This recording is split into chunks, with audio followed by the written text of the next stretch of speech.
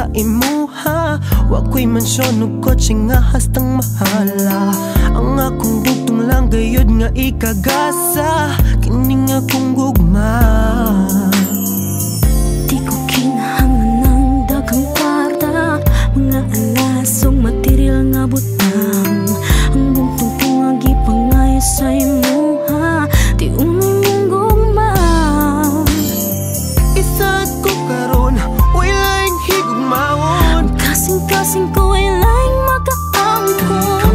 Kay ikaw lang yun, kay ikaw lang yun ang higugmaon ko, ang higugmaon ko. Wanay laing pa nga akong pangitaon, wanay laing pa nga akong pangayoon.